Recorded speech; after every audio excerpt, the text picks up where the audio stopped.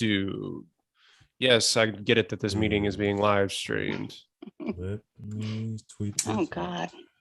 Don't Nobody watches these. It's fine. Well, that's it, because I'm home, I'm comfy, ain't got no makeup on really. I don't need nobody to say I don't look like my Abby. We're gonna have 100 viewers for this one just because you said this. I took an edible. Can I say that? Yes. Okay. How dare you? This is a family podcast. On this podcast? Oh. Okay, Our look, last the episode one was person about that Boogie knows Nights, so me that just is tells you what. Terrence knows me, so he knows them. He tried to tell me this was a family podcast because I said, "Oh, we doing Western? I'm going to come on with my titty dancer cowgirl outfit," and he said, "No, it's a family podcast." Try to sell ad revenue out here. Trying to sell Lisa mattresses. Royden's family just watching. I'm a jokester at heart, y'all. Y'all don't understand. I'm a jokester, so. I feel like Royden's family members are the only ones who like consistently watch these. Some of them, the other half are like, hey, you really need to reconsider your life choices. You're going to hell. All right. 3, 2, 1. Welcome to the One Take Podcast, episode 90. We are this week doing the Harder They Fall. We are joined by Lisa Valadez, and she has been, I don't want to say begging, but like begging to come on the podcast. No, I'm kidding. They are apparently a big deal. Yeah. Lisa, how you doing? Thank you for joining us. Thank you. I'm glad to be here with I guess a bunch of men. See, y'all don't ever have women on here. Oh, what's going on with that? We wanted a woman's perspective. That's why we brought you here. Objectively false. I mean, normally it's like it is like three dudes being like, well, I actually think, but we do have women on here when we trying to get occasionally. us canceled? I maybe I'm gonna start doing Me Too under y'all's tweets all the time. Please don't. Hashtag Me Too. Please. So apparently we hate sponsorship. We hate every movie that we review, and we hate women. And women. Yes, that has been God, we're doing something wrong, guys. That has been the prevailing theme. Did you all just do the Eternals? Yeah. Yes. Oh man, I was sick that day. I would love to have done it because I wanted to bash the hell out of that movie. We ended up being free reign. Go ahead. We would. No, we'll say that. Than I thought we were going to be. Oh no, I was going to trash it. Well, welcome to the podcast, because apparently that's all we do on this podcast is trash movies. We are going to tell you how much we love this movie today. We are not going to shit on this film. Oh, buddy, let me tell you, I got some nits to pick, but no. Oh, damn it. It was good. It was good. I'm really not going to shit on it. Our rebrand is failing already. Our rebrand is already in the tank. This week we are doing The Harder They Fall. Everybody else doing okay? Teeds, lifelong Georgia fan, man. Things are going well for you, and not at all. Well. My Georgia Bulldogs are 11-0. Nothing but happy times around here. Let's talk about our Rockets. Let's not. Subscribe to the Apollo Launchpad podcast. Yes. If you want to hear about the Houston Rockets, we do not do that here. We talk about college football on this podcast. Shout out to the Baylor Bears. Gonna make the Big 12 title game once Oklahoma goes outside. So just be on the lookout for that. We've never once talked about basketball on this podcast, but for future reference, our draft is best shooters. So yeah. Mother of God, is that going to be basketball? No, it doesn't have to be. Whatever you want. It's whatever you want it to be. So what kind of movies you watch? Yeah. I'm kidding. Lexington Steel, best shit. Oh no! Allegedly, I don't know who that is. No. Allegedly. All right. So this week we are doing a Netflix movie. You can all go watch this right now. Watch this and then watch the movie later. But this is The Harder They Fall on Netflix. It actually came out on theaters, correct? Teeds, like you went and saw it in theaters? It was in limited theaters, but you know how Netflix does. They'll put it in a theater in like 3 cities and be like, there we go. It was showed on a movie screen. But it was on theaters here in LA. And the first time I saw it was in the theater. It was amazing. The Harder They Fall came out just a couple of weeks ago. 2021 movie. A little long, 2 hours, 19 minutes long, rated R, obviously. It's rated the number 3 popularity movie on IMDb, but it has a 6.6 on IMDb. I wonder why that is. Racism. Has a 68 Metascore. When an outlaw discovers his enemy is being released from prison, he reunites his gang to seek revenge in this Western. Written and directed by James Samuel. It also has a screenplay credit for Boaz Yankin. Stars Jonathan Majors, Zazie Beetz. I hate it when the cast is out of order on this, but RJ Kryler's in the movie. Damon Wayans Jr. is in the movie. Deion Cole's in the movie, but it really Regina King, Lakeith Stanfield, and Idris Elba, and also Delroy Lindo makes an appearance as Bass Reeves, a man who should, I'll just note this right here, get his own movie to begin with. Oh, most definitely. Crazy figure. But he's coming to Blade. He is coming to Blade. This movie, I don't know if it, Netflix will say that it has like 18 billion streams or whatever they did for Red Notice when they just lied about that movie too. T's probably liked it. Netflix, we're really tired of you saying that this is our biggest movie ever every year and a half. Like, just stop doing that, please. Nobody can see these numbers. We don't care. Just put out movies that we like to watch. You don't have to do that. I'm really tired of that. Yeah, you're Netflix. Like, you don't have to get it out the mud at this point. We all know what it is. Like, you have our $15 a month or whatever it is now. I have no idea. Yeah, unless you're go ahead. No. I was saying unless you're stealing your Netflix from someone. Well, yeah. I'm waiting for the day that they don't allow that to happen, but I don't know how they get around it. But regardless, so this has real quickly on Rotten Tomatoes, really good reviews, 87% on Rotten Tomatoes, 93% audience score. It isn't as bold and fearless as its characters, but The Harder They Fall fills its well-worn template with style, energy, and a fantastic cast. Lisa, go ahead and give it a letter grade and a review, however long you want. Just wax poetic about this movie if you want to, but letter grade and a review, please. So I'm gonna give it a B, or maybe a B minus because Idris blocked me on Instagram and Twitter. Oh, damn! A long time ago. We got to put a pin in that. Hold on. What were you doing? We got to put a pin in that. So if he unblocks me, I give it a higher grade. So I think it doesn't do you any justice if you watch this movie like on your phone or a laptop. I do feel that it's meant for, because of its widescreen frame shots, I do feel that it was meant for theater, instead of just your little regular television at home. I'm blessed enough to have a nice theater in my home. So I did watch it. Okay. I did watch that. This woman is I did watch it on widescreen, and I was really excited, obviously, because it had characters that you're excited to watch on film. And at the very beginning, the intro with Jonathan's character, Nat Cole. Nat Love. The church scene. I'm not going to go too into it if anybody hasn't seen it, but I thought it was really great, that scene, and it gave it a punch of what I thought I was going to be expecting throughout the entire movie. What a lot of people, as I was reading Twitter reviews, sometimes I don't like to, because I tend to disagree with a lot of people that like action, and instead of story, they were waiting for Regina King to pop on screen.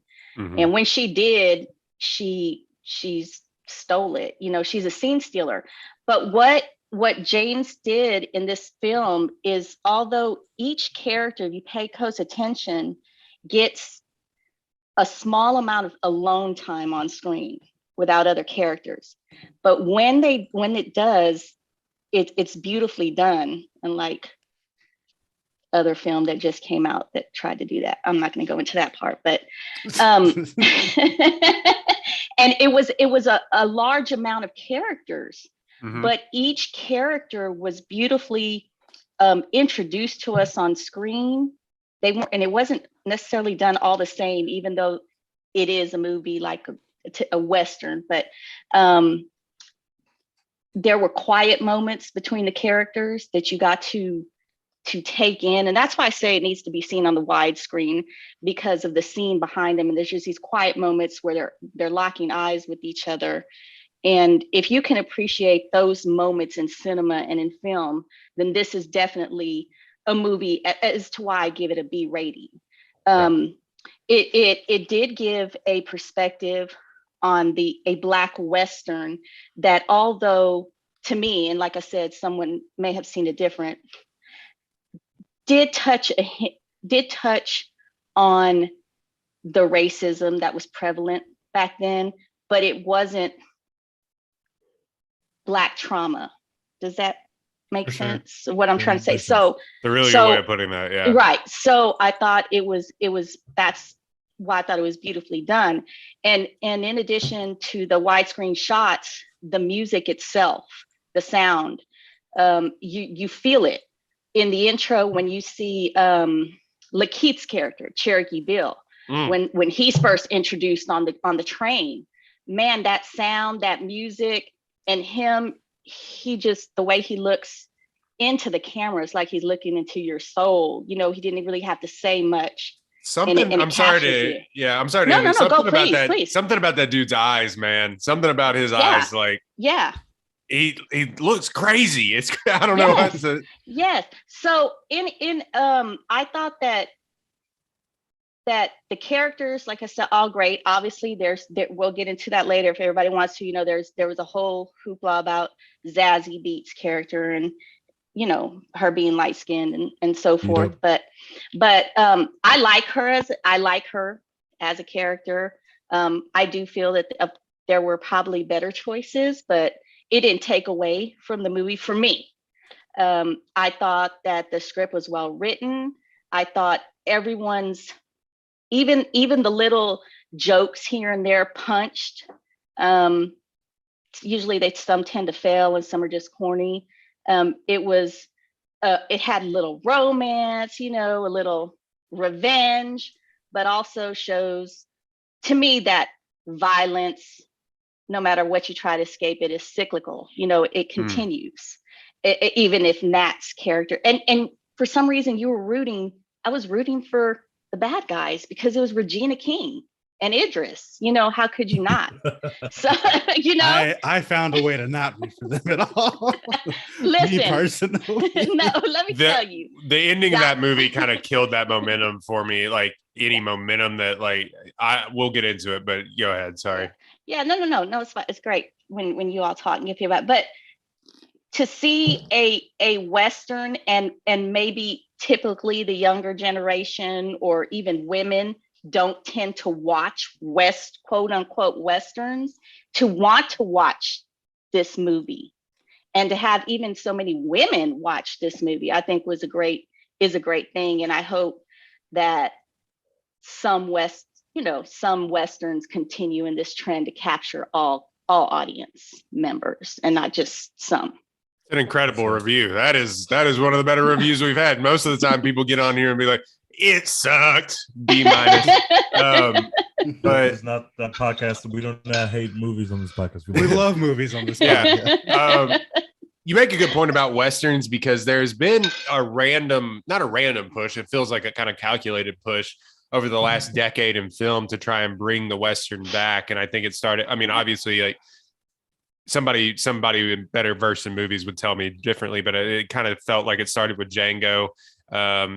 You can see the marks of that film all over this movie, but there's been kind of a calculated push to try and bring Westerns back, maybe modernize more Westerns and stuff, because not for nothing, during like the 2000s, they just died. They were gone. Mm-hmm. And like really kind of towards the late 90s, like maybe Wild Wild West killed the Western. Like that was just like, it really just went away. And like after that's that movie, the worst Western ever made. So that makes sense.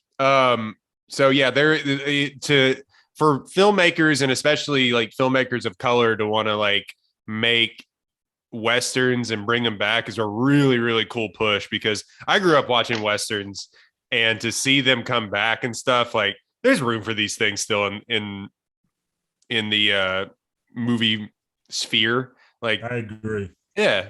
And it doesn't always have to be, it doesn't always have to be like roaming the plains of Montana or something like that. It can, like, if you haven't seen Sicario or Wind River and stuff like that, those are still Westerns, but it feels a little different. Hell or High Water is my favorite one to mention. That was really good. That was really good. No, sorry. I have more to say about the movie, but I just talking about that. Tej, you like this movie a lot. Go ahead. This movie is a clear A. I love a good Western. This movie is a beat for beat Western, but it's not just the Western with Black people in it. Like they're the homages in this movie.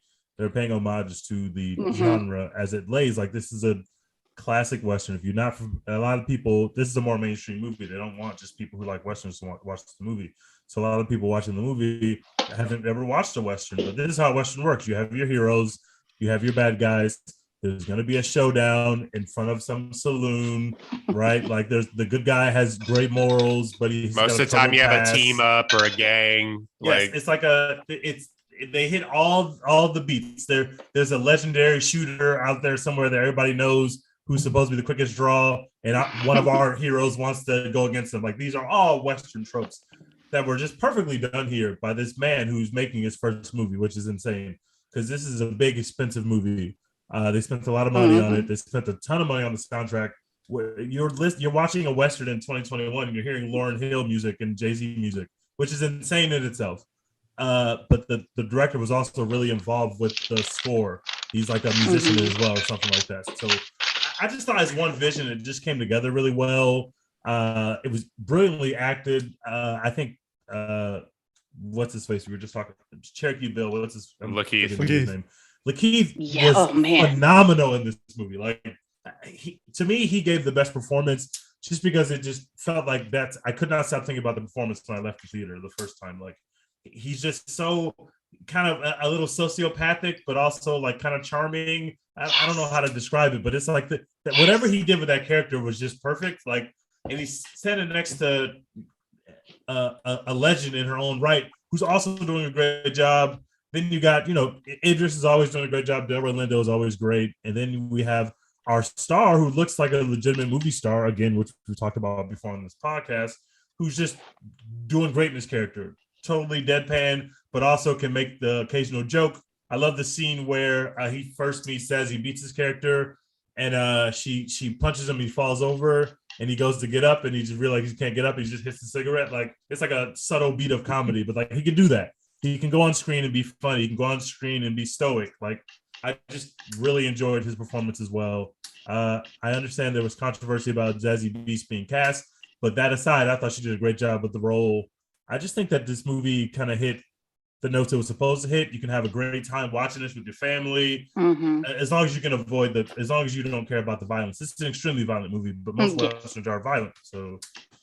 Like old Westerns were violent as hell, but like they didn't have like blood spurts. That's how they got around. And like John Wayne killed like to make it look so real. Movie. Yeah, it's just like guys fall over and you see smoke, but like this is an extremely bloody movie. And like Royden was saying, that's one of the many Tarantino homages. Like, literally, the way the blood works in this film is literally how the blood in the shooting works in Django. Like, beat for beat, sound for sound, it is quite literally the same palette as that. So obviously, this person loved Django, but who didn't? Django's an almost perfect movie. So I understand making homages to that, especially when you want Black people to go sit in the movie theater and watch a Western.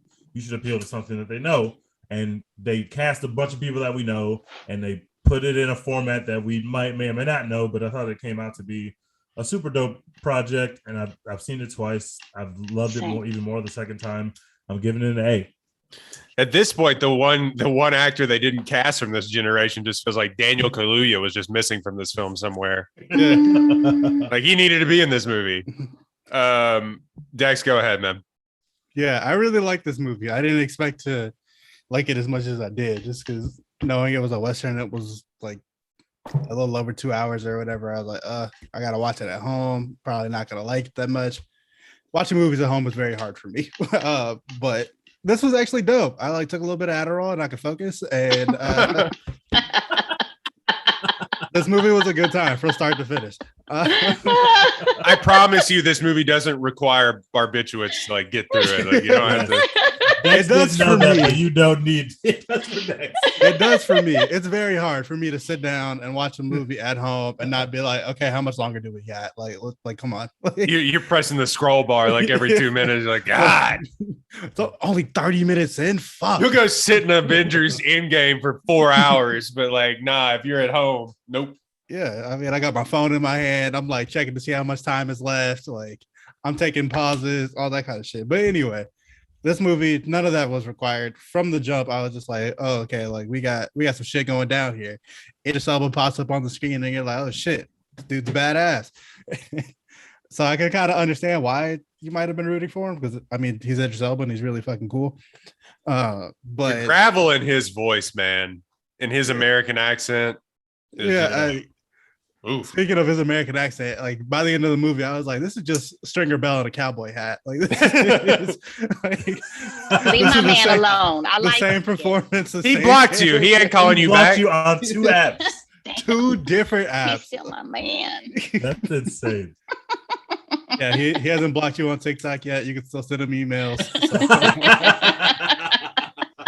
Send him a handwritten letter. Idris, carrier pigeon. But yeah, Idris Elba was great. The whole cast was great. I really liked all the side characters. Like Cuffy, she was really dope.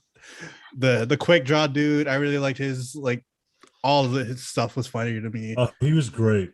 Yeah, I think his name was like Jim or something. Jim Beckenworth. Yeah, RJ. Yeah, he was really good. He was great. The sniper guy was really good. I liked all their dynamic. Delroy Lindo, obviously amazing, just like he is in everything. Every movie could use more Delroy Lindo. They needed more Delroy in this movie. Yeah, that's true for every movie. I've never seen a movie with Delroy Lindo in it and been like, that was too much. Like, no, I need more. Too much Delroy. Even when he's walking through the woods into Five Bloods talking to himself, you're just like, can we get more of that? Can we get 30 more minutes of that? I need more Delroy Lindo. Jonathan Majors like knocked out of the park. I thought it was really cool. Super easy to root for. The twist, it was cool. I didn't really need it. Like the twist is like either. The twist is the only thing that was like kind of a negative for me. I was like, I don't like, I get it. I appreciate that there's like a reason that all this is happening or whatever. Because like for the first like chunk of the movie, I was like, I appreciate that Idris Elba is a badass, but like I don't understand like why any of this is happening. And they explained it, but I was kind of like, maybe I didn't want it explained. But yeah. So yeah, the twist kind of fell apart for me. But other than that, I really enjoyed like every moment of this movie, like every like fight scene that they're in, all the like the little smaller moments where like a character just gets to monologue and talk their shit. I thought was dope. Like obviously we talked about Cherokee Bill, like his shit was all dope. The train robbery was dope. The bank robbery was dope. Like I just really enjoyed this movie. It's an A for me. The problems that I do have this movie, and I'll tell you those first, and then I'll tell you what I like. The problems that I do have, because you touched on it, the twist didn't make sense. Like, just like, don't do that. You know, like they really didn't have to do that. They're just like, you're my brother. Like it's like a Luke Darth Vader twist. All of a sudden, you're just like, yeah. Did they do that in a Bond movie too? Yeah. Like the same thing. Yeah, just recently. But like, it doesn't. I mean, just make him bad, because we've seen him kill innocent people. Like in cold blood, just shoot that guy for not paying taxes, which just Idris is a Republican. And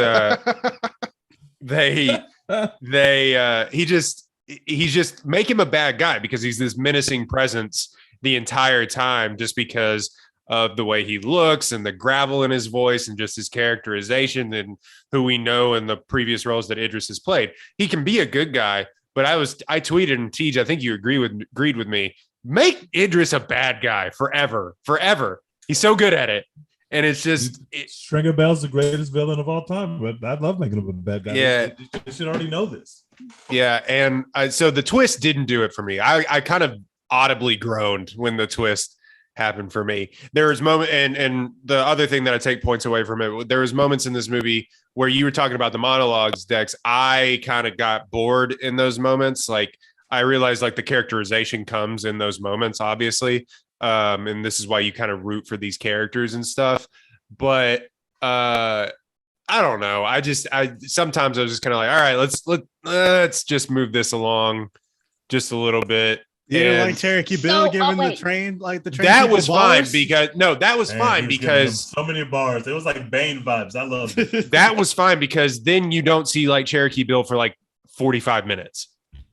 But then the interplay between Jonathan Majors and Zazie, like he has like 18 monologues where he goes back and forth. And yeah, he's the main character. But I was just kind of like, all right, let's cut like one or two of these. Maybe like one or two. Have a problem with any of them. I love them. So all three of you are saying though that you're not liking the reason that there was revenge needed in the first place. I like the reason. We had a reason. He just killed his parents. Just make him an evil person. I didn't think we had to do the extra part at the end. We already have a reason from the first scene, so I already know. Oh, we killing him when we see him. I didn't need any more. I just needed as far as a reason for Idris Elba to be like the evil guy that he was, like I just wish they would have done something else. I didn't like make him from a gang that went bad. You know what I mean? Like the guy got out and got straight. Like you don't have to make him his brother. Like I'm your brother. I wanted you to come back to me. Like that's why I put that scar on your head. I think though, and I understand what you all are saying, but in a sense, if you look at it and you look at the thing that there was supposed to be good and evil, right? Mm-hmm. But in a sense, was Jonathan's character was not really quote unquote good if he was out just killing and doing the same thing? That's what. No, I mean he's a wanted man, and so for killing quote unquote evil people. And I will say we didn't get enough of that. We got that one scene that was fire in the very beginning where the guy walks into the church and it's like Kill Bill vibes, you know, like that's obvious Kill Bill. Very Kill Bill. That was literally Kill Bill. That was Quentin Tarantino all the way. Yeah, and he kills that guy, and that was sick. Like the showdown there, that was awesome. But we don't really get enough of that. Then he just goes there to immediately to like a bar, and he's just kind of like laughing, trying to get Zazie Beetz to marry him and stuff. So that's how Westerns work. Yeah. Everybody's an outlaw. But like they give you enough so they matter. They give you enough of Jonathan Majors being a good guy because like they robbed a bank and he like refuses to kill anybody. Like, you know, he doesn't really want to do that, whatever. Like he's basically Omar, like he robs the bank robbers and all this other shit. But yeah, I just didn't need Idris Elba's reason for being evil, that like my dad beat me and then left and had another family. That's the thing with like old Westerns that like are still great to me. Like your dad. Everything goes back to your dad in the Western. But like sometimes in old Westerns and like the bad guy is just a bad guy. He just has been robbing and killing. Yeah, he's been robbing and killing and raping and murdering for 30 years, and we haven't stopped him. And he's only 36. It's just like that's the whole thing with these old timey John Wayne, Jimmy Stewart Westerns. And I just think sometimes you just don't need that characterization. I could see where it could work a little bit, but also I wasn't that taken by it. And then he ends up, what I did like though about that scene, and I'll get into what I like, he just ends up killing him anyway. Thank God. I was kind of just like, yeah, you got to get it like Dex says and T says, you got to get it back in blood. Like you got to get it back. I don't care. Like you could be lying. We started this journey. We have to get it back in blood. I've been on this journey the whole time. Like we have to kill that's what Idris Rufus wanted in the first place, though. He wanted to take away his brother's innocence and make him into what he himself was. So that's how I see it. Is doing the sequel. I think a lot of that is doing sequel work that we aren't aware of, because it was clear from the ending, at least to me, from the ending of this movie, that there's definitely going to be a sequel to this movie. And if it's doing as well as they think, like for me, Jonathan Majors hasn't become like him though. Like like the problem isn't that you kill people, it's that you like just kill people for no reason and you like take over towns and shit.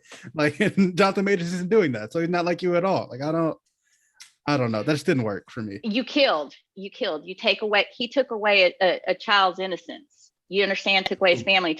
He killed. That's basically because when Idris saw his Rufus, let's go Rufus, tells the story of his father and how his father killed his mother. That's taking away your innocence as a child, seeing that death and that violence so young. And that's what he wanted to do. The hatred, I guess, was in him so much that other child or other boy was there and going to live this, and he wanted to take that away from him. So he saw his mother killed as well. So I'm thinking that's why he killed his mother. I saw my mom killed you, and you're going to become what I've become. And he did. Because in the end, Idris could have killed Jonathan Majors if he wanted to. But he's like, no, you're going to. I would have liked to have seen it. Yeah, he's like, no, you're going to kill me because this is what you are. And in the end, he did kill him. I feel you on that, but also, like, as one of the great philosophers once said, niggas die every day, B. Like, this is the Wild West. Like, everybody's seeing death all the time. Like, plus, I'm pretty sure Nat Love is invincible. I'm pretty sure it hasn't been confirmed, but I think that Nat Love is invincible like John Wick. And I hope that he is. You talking about like taking away innocence and all this? Like, yo, people get shot every day. It's the Wild West in a movie. Like, right. And in the end, but they both become outlaws. They're both outlaws. Well, Idris is dead. Rufus is dead.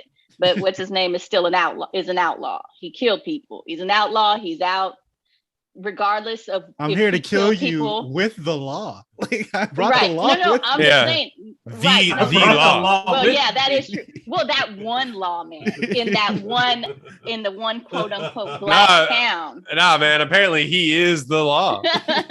Delroy Lindo's swinging a big stick. Wait, is Delroy? Yeah. No, we go ahead, Lisa, and I'll finish up. But is Delroy going to be able to swing that big stick in that white town from that bank that they robbed? I wouldn't fuck with him. Shit. I bet you my body counts higher than yours. He said that would be a bad bet. Yeah. I do remember that line. I want to know more about the devil that he's seen, because that kept coming up over and over. I need that in the sequel. Jonathan Majors is who he is. He's pragmatic and charismatic and in all the Maddox, but like he is a star in the making. He along with Yaya, I think, are gonna carry this generation of actors going forward as well. Especially if he's getting Marvel roles and everything. I think he's funny and charming and good looking, but like the accent that he was doing, man, I just couldn't, like, I don't know if he knew what he was doing. I don't know if he knew what he was doing. I loved his accent. I loved it. I just couldn't get behind it. It was just a little thing for me. I didn't like it. I like Lakeith's accent more. Is Lakeith even doing an accent? That's just how he talks. I feel like. Yeah, maybe. I think Lakeith was just talking like Lakeith. Yeah, probably. Then that's someone on Twitter said Lakeith always plays Lakeith in every movie, and I'm like, well, he does it damn well because he's very convincing. Yeah, I'm Hive now. It took me a while. I tweeted about this earlier, but I'm finally on the Lakeith Stanfield Hive. Like he's a weirdo in real life, but I don't care about any of that. Yeah, go follow his Instagram. You'll see that. And you'll see why he shaved his head too, because he was bald in this movie. Everybody was freaking out. Let's not talk about him moaning in the chat rooms. Wait, what? He was on Clubhouse in the moan room? He was on Clubhouse in the moan room. In the moan room. Yes, he was. Wow. You are rich and famous, man. You are an Academy Award nominated person. Yeah, this was right around the time he got nominated for an Academy Award. So that just tells you that some people just, on some other shit. Aren't about it. Don't even awards. No. So what I did like about this movie, because we've gotten hate for shitting on movies, but what I did love about this movie, the Tarantino homages was, whatever. It was still great. Like I love a big title card and a sweeping landscape as much as the next guy. I mean, obviously Tarantino was paying homage to like several other directors, John Ford being the king of them back in the day, but like, it really, some of the comedy bits, I wish there was more of them because they were so good. I wish there was more like of that Tarantino snap in there than than there was, but the ones that were in there hit really, really well. I think the action was shot brilliantly. I think the camera work for a first-time director was insane. Like the shot of the wire shot of Rufus. Why am I blanking on?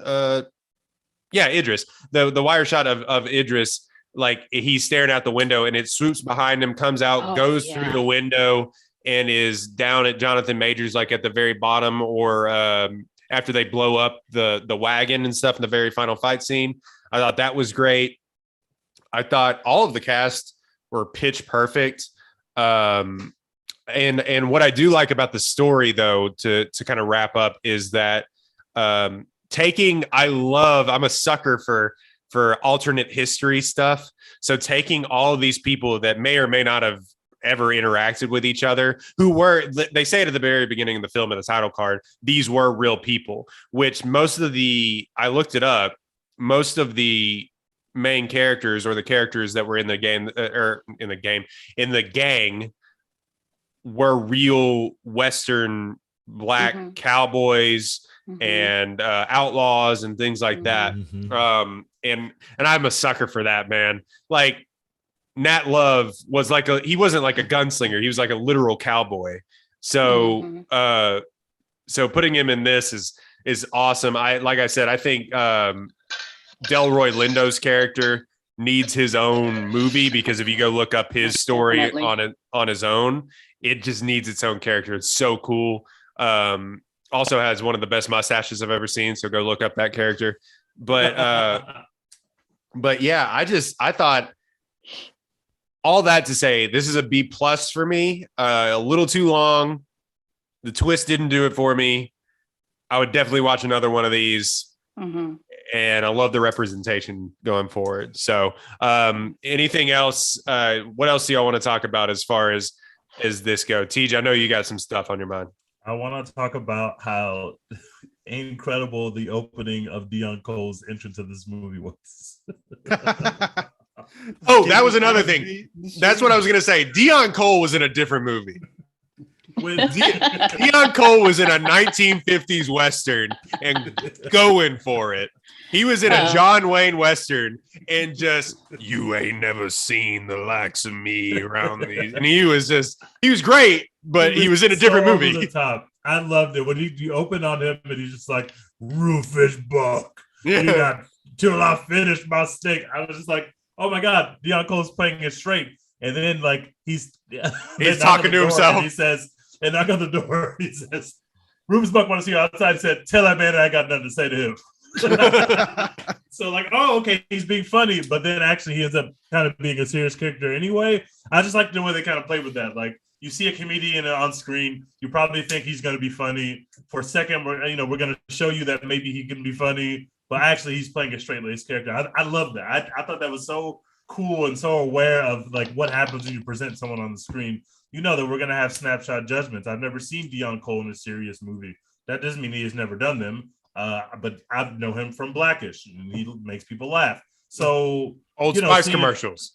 Yeah, like so seeing a comedian pop on screen who's playing it straight-laced and then going to joke, but then actually is straight-laced. I thought that was just like some cool movie-making nerd stuff that only people who really like movies would like that. I loved it. Was Damon Wayans too, right? Oh, yes. Yep. Yeah, Damon Wayans Jr. Exactly. Yeah. TG done? I didn't want to interrupt. Sorry. No. I guess I appreciate this film because, like you've said, there's been references to Tarantino, right? I'm glad that James Samuel got to make this film, and I hope he continues, because I would like to see at one point in time us referencing movies and saying, oh, this is inspired by this Black filmmaker. Mm-hmm. Instead of we're repeatedly saying, white filmmakers, so it's really great that this was made. Also that there was some new faces on here that I got to see. So Same. Let's Beckworth's character, RJ Seiler, I believe. So Beckworth, the little talker that talked He too was much, the great. fast shooter. I had You never know, seen him. Man, his death was telegraphed from the very beginning. And it was so good. It was so good though, too. Yes. And you know, you were waiting for him and Cherokee Bill to meet up. That was an anticipation for me in this What movie. did Delroy Lindo said? Oh, you're gonna die. Like he was just like, exactly. I He think knew. y'all gonna die. Yeah. Shiny shit gets shot. But to give opportunity, like I said, there were so many characters in this movie, but the director did a beautiful job of letting each person shine. You know, to where you remembered, and you're like, man, I hope I see this person in future movie. Even the smallest, even if you thought it was the smallest character, Danielle is Deadweiler. I want to make sure I'm pronouncing her last name right. Who played Kathy? Oh yeah, she was great. We forgot to mention her. She was fantastic. She was really, really good, and she was like just like this. She played this character that was just really yearning to be a part and to prove herself, and just seriousness. And then you come with this little bank robbery part with her and Nat. And, you know, she puts a little comedy in there, her wearing this dress and sort. So you got to actually see her play two different type of characters in one film in such a short time. And so I hope to see, I had never seen her before. I don't know what she's been on, but I hope to see her in future roles as well. So that's where I think that this movie was good, because like I said, it gave you, of course, we knew that we knew Idris and Jonathan and Regina were going to come out, you know, they're great, you know, they're just, and, you know, Lakeith, but these other characters just shined when they came on. And I think that that's what the director, the writer did really, really well with this movie. Can we hang out on Jim the Quick Draw for just a second and his death? Because that shit was fucking amazing. That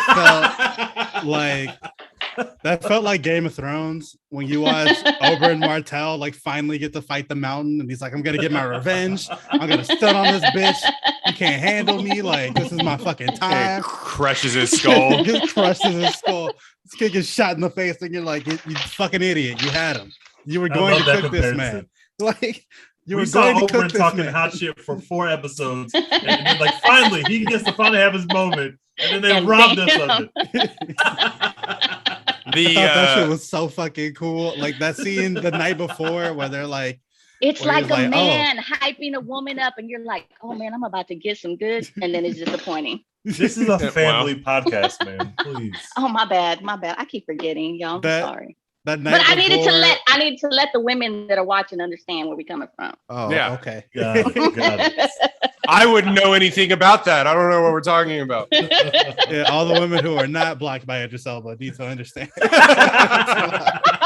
You should have told us that. That's going to be the rest of the podcast. Oh my God. But yeah, that scene the night before where he's like, I've been working on that standoff all night. Like, what the fuck you mean? You're not just gonna walk away from me. Yeah, I kind of saw him being like, I knew he was going to die, but I love the briefness of it, where Lakeith is like, oh, Lakeith is actually like a bad person, like he's like just a bad guy. Because he comes off in the very beginning, he's like, I don't want to kill anybody, you know what I mean? I won't.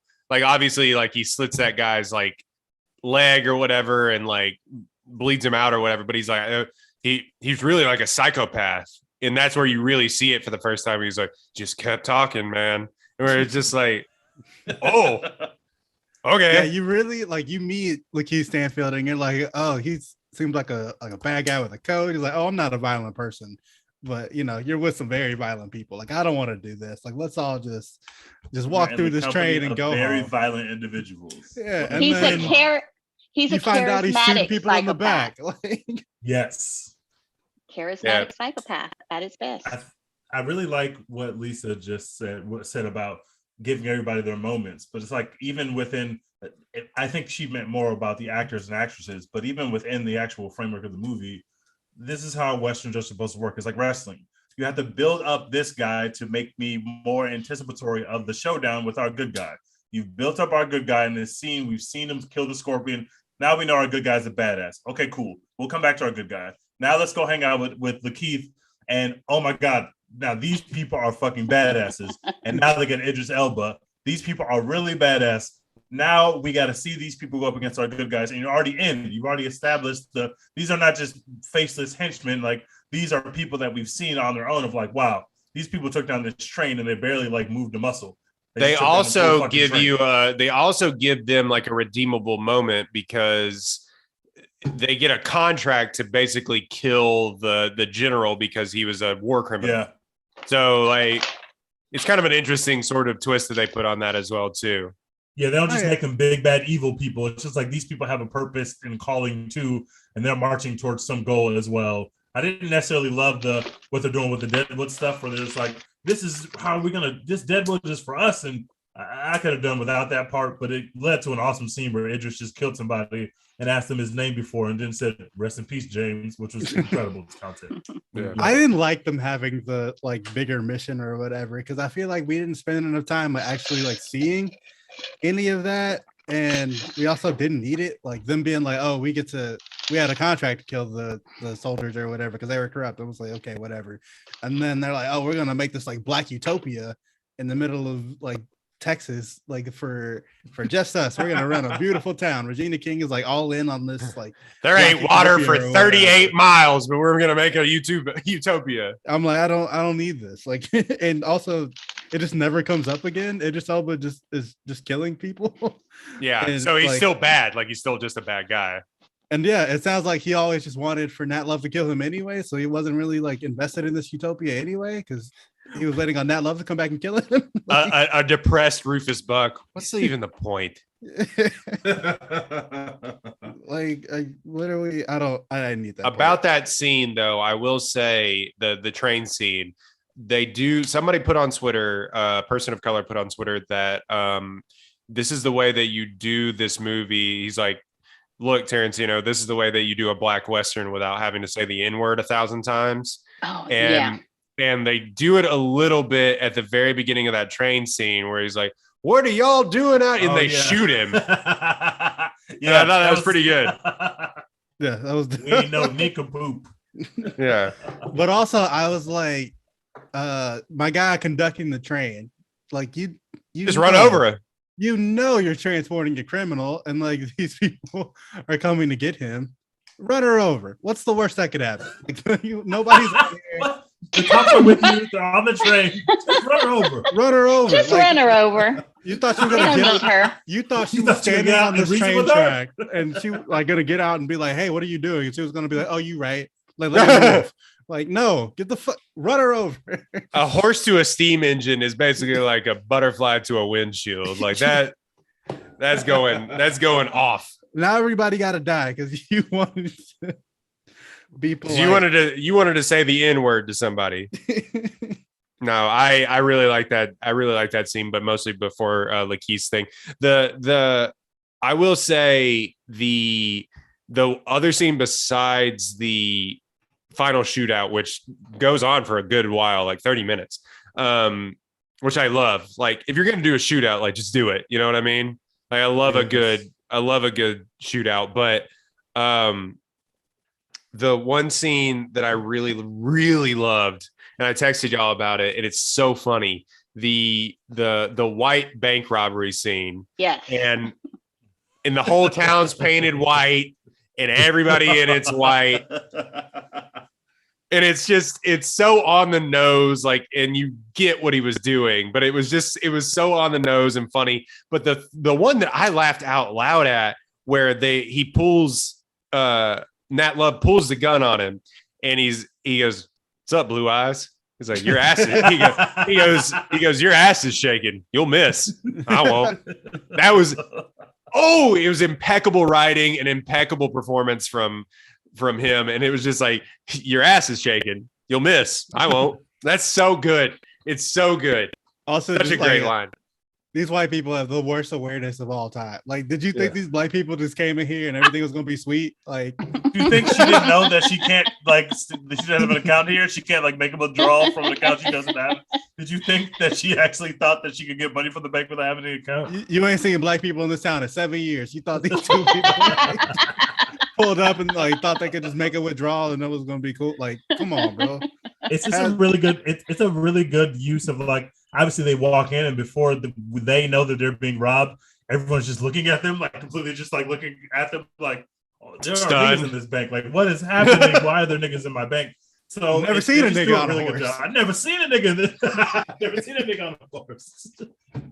I also thought this movie was like beautiful. Like the way that it was shot. There are some incredible shots, especially in that last kind of the way they set up the last fight scene where Nat rides into town and Idris is up in the tower of the that's building. what I said, like the wire shot that goes through the window. Oh God, man. There were some great shots, and it's like this guy's directing his first film.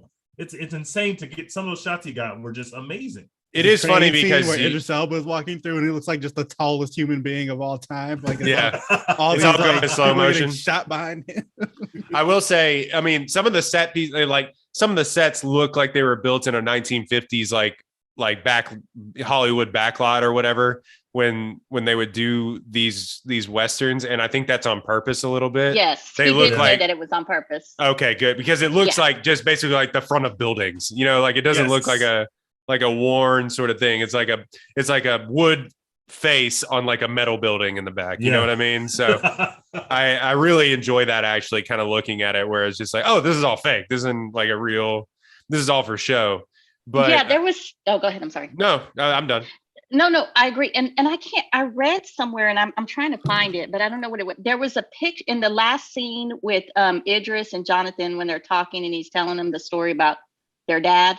There, where Idris was sitting with his drink, there's a picture in the background, and I forgot what James, director, said. It was a picture of his grandfather or something of that nature. Wow. There's little. It was something. It was a significance with that picture. So if one of you can find it, but there was a lot of little on purpose things that they did with the set design that exactly touched on what you said. It was a reminder or an homage to like the old westerns. He wanted it to look almost as if you knew it was like a staged, set. Yeah. So I did read that, but there was something about that picture. So if one of you finds it, let me know what it was, but I forgot exactly what it read. But I wanted to see what you all thought of the fight scene between the two women. The women.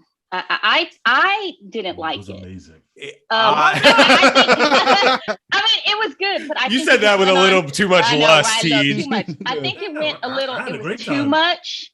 I would have liked to seen a more of a gun fight between, or a knife or something more like that, instead of hands between these two women. You could see the tension building up, and I want more weaponry with women. They have to keep her alive, though. That's why they. I know that part. I do know that part, but there could have been a little more stabbing or something. I wanted more. They were beating the hell out of each other, man. I know. I did like that. I mean, I did. I just think it went a little too long. And then there was another scene that I really didn't care for. Such thing as a fight scene that goes for too long. I will say this to agree with your point. To just take the two women, and obviously they got beef with each other, so like that's been the whole thing brewing. But to take the two women and just completely separate them from the rest of what's going, rest of the gunfight, what's going on, like all right, like. They could have been involved, I guess. I agree. Yes. They were involved a little bit, but it's like she can't die. Like that's the whole thing. We got to have a reason that she is not dying while everyone else is dying in this fight. I agree. I just wanted them to be more part.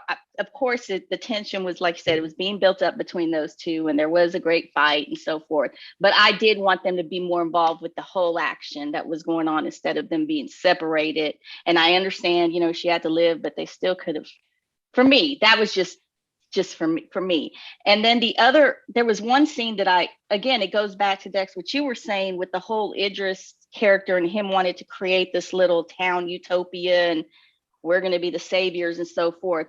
Trudy comes out and makes a speech as well to the people. And it just that part seemed really off and a little fake to me. It just didn't mesh. I could have done without that, because you're right. It just kind of left it like, what happened with this part of the story? I haven't seen a movie in a while where Regina King was sort of outshined by a lot of people. You know what I mean? Like, Mhm. Oh, I don't agree with that at all. like I mean, in a while, I think She Lakeith was not outshined. outshined in this movie to me. I think I thought she Lakeith. did a great job. I thought she did good. I'm not saying she didn't do great, but I'm just saying she like wasn't. When I walk away from this film, I don't like. I'm not thinking like Regina King's performance. I was thinking about the lead, and I was thinking about Keith. Those are the two people I was thinking about. But yeah, like back to the women's fight scene. I will say I did feel a little bit like watching a WWE match. It was like Yeah, like a WWE like women's hardcore fight or whatever. Like they are like just Like throwing grabbing weapons at everything in each the room. other. Yeah, like oh shit, there's a pitchfork. Let's fight with that. Oh shit, there's like a wooden beam. Let's fight with that. And they show like this like I don't know what it was, like this like vat of like red goo or whatever. And I was like, are they gonna wrestle in this shit? Like it felt like that's I'm glad they didn't. It felt like watching like an early 2000s like WWE Divas fight where it's like they're gonna wrestle in Jello now. yeah. I was gonna mud mash. Yeah, like let's I would relax. have been Let's so calm pissed. down. I'm so glad they didn't do that. But I will say the one title card I was talking about title cards. The one that I liked was at Maysville. It's a white town. It's a white It's all white.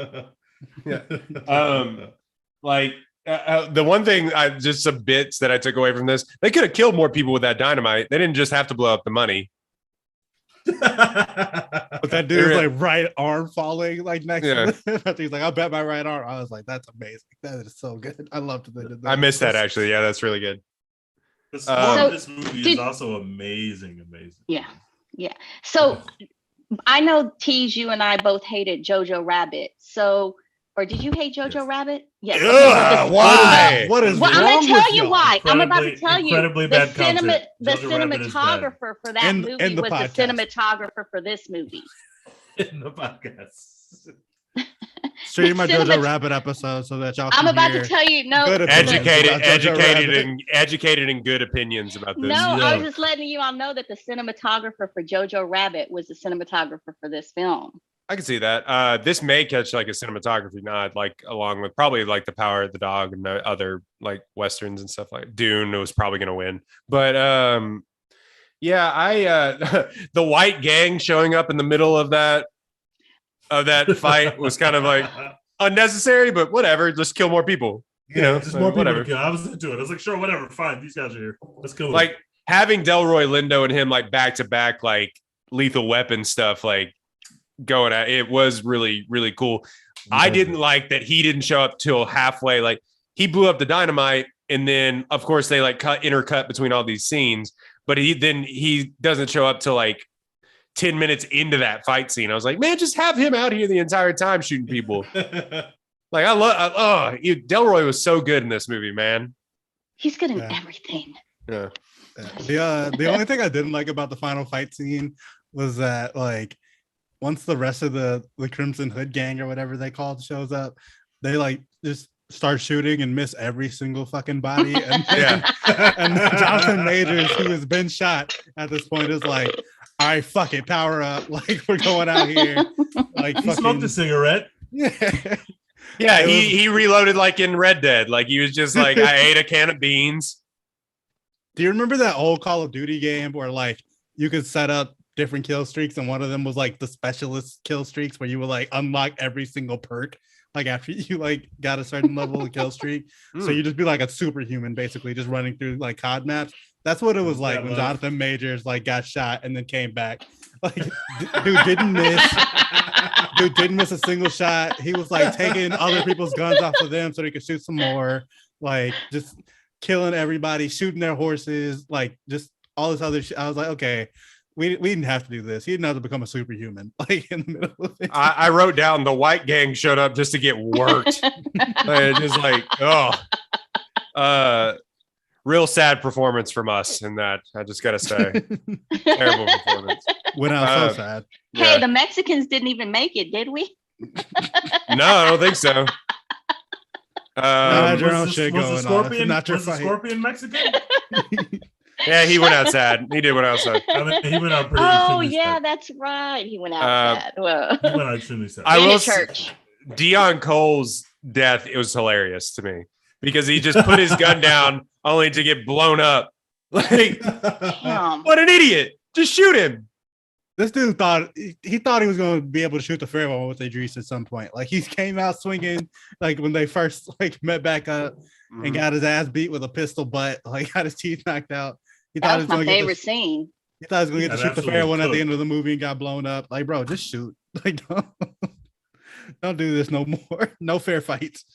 No more fair fights. No more fair fights. That was my favorite scene when he got his ass whooped by Idris. I like the violence. I like the blood. You like when Idris is being violent towards I love when Idris is being violent. Oh my God. Right. That's why he blocked you. This is why he blocked you.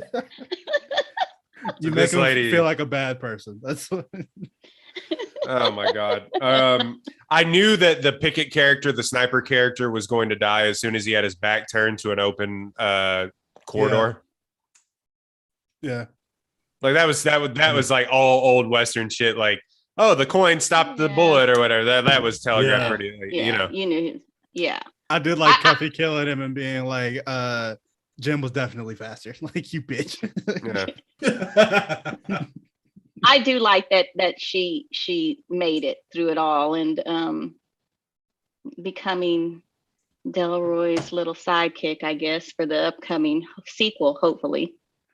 But also that scene where she like takes off her pants and Jim is like, "Oh shit, thank God!" Like I thought I was falling in love with a dude. He goes, "I'm not the only one." He's like, "You literally were the only one." Close shade.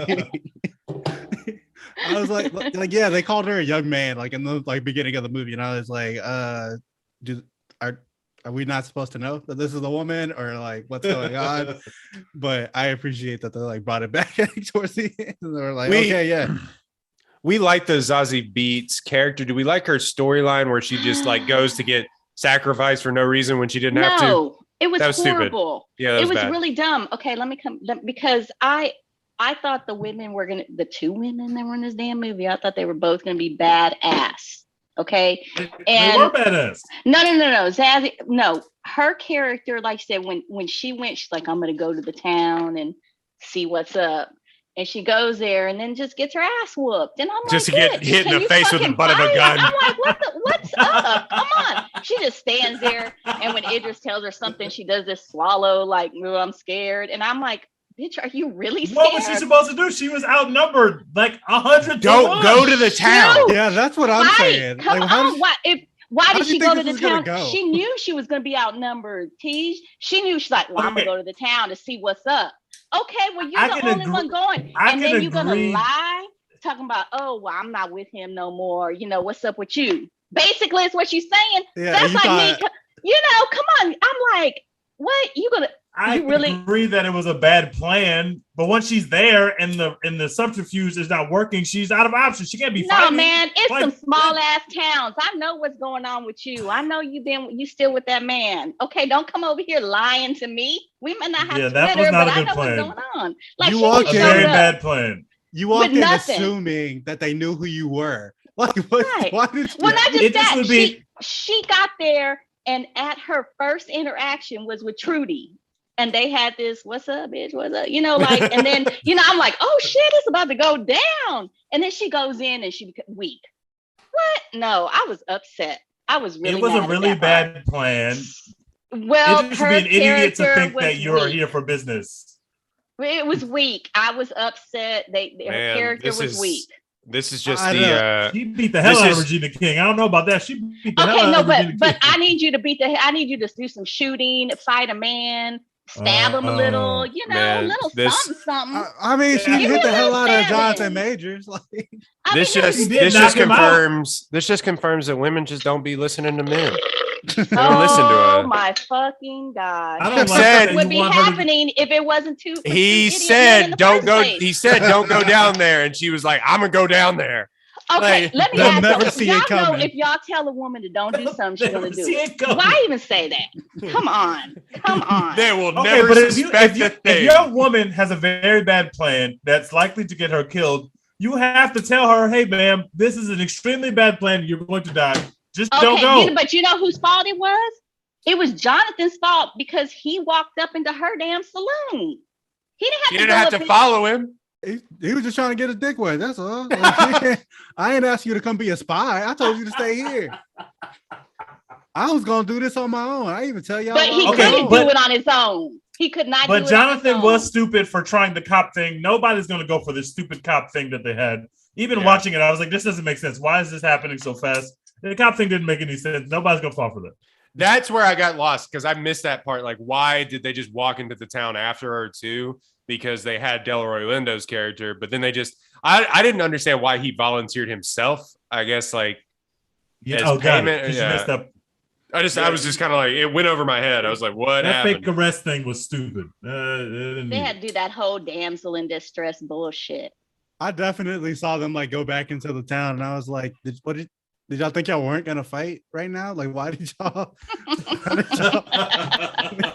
What did you think was gonna happen? Why did y'all come here? Like, you thought that y'all was just gonna come in here? We're gonna give you Zazzy back, and everything will be good. Good night. You're just gonna ask nicely, and we was gonna be like, okay.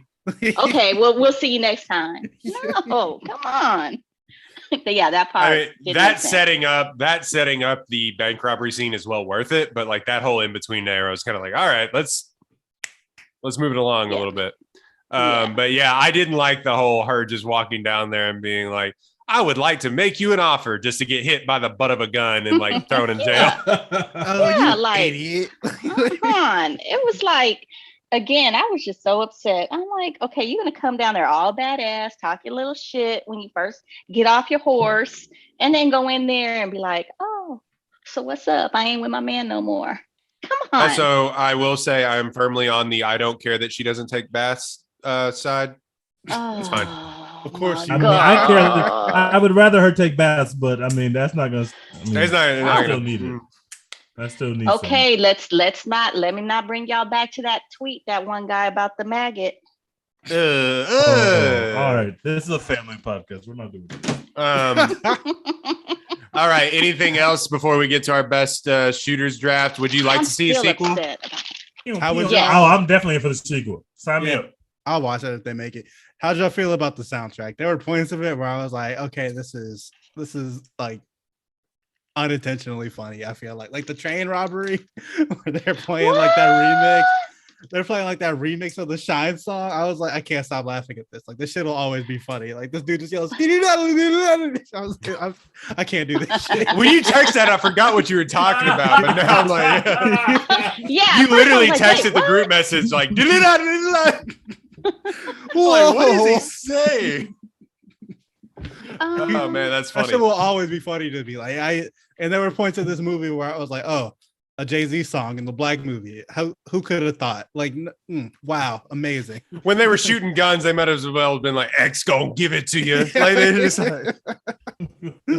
I understand Jay-Z was an executive producer on the movie or whatever, but I was like, this just feels. I've had enough of the Jay-Z like Black movie songs. We don't have to do this anymore. Like, we did it for Judas and the Black Messiah. We did it for like pretty much every like Black movie made by a Black director has a Jay-Z song on the soundtrack. We don't need that anymore. That's fair.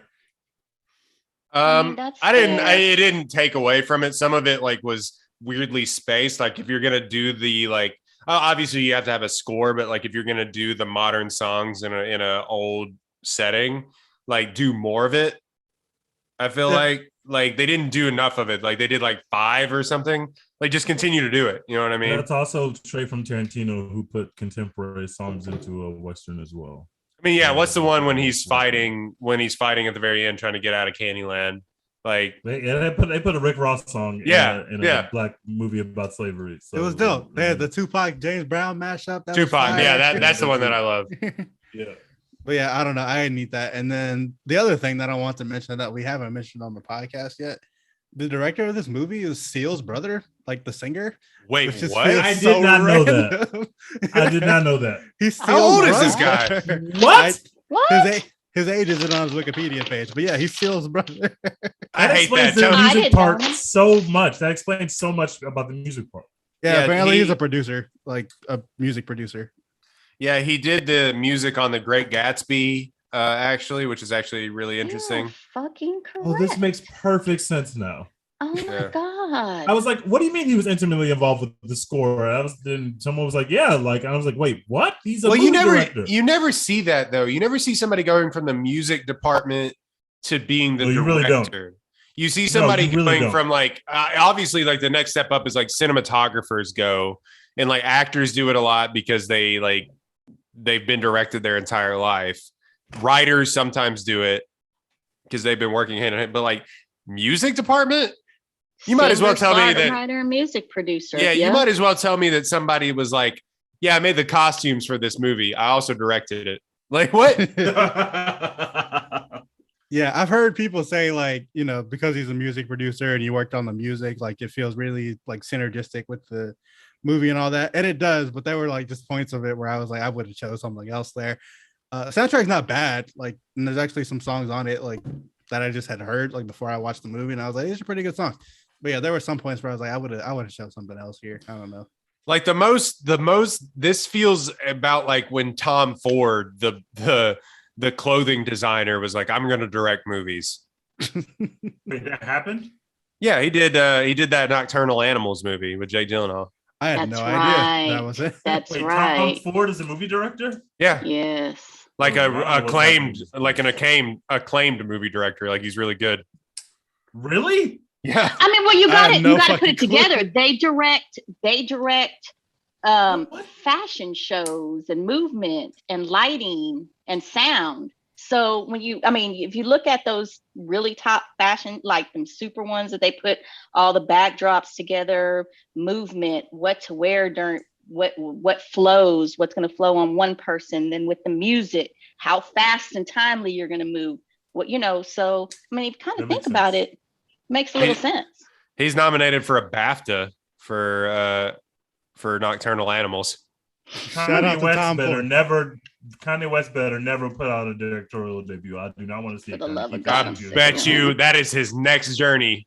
Keep that shit to yourself. I do not want to watch the Kanye film. I feel like he's going to try it. Like he tried to make that video game about his mom or whatever, and we all just ignored it, and it never happened.